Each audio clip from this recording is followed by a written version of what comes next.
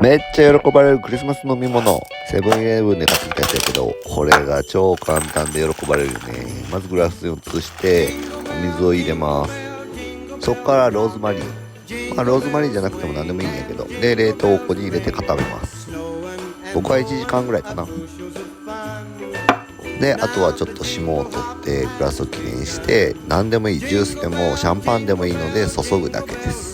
これがもうとっても可愛くないですか？なんかこの泡が雪みたいでおしゃれな飲み物に早変わり。ぜひやってみてくださいね。メリークリスマス。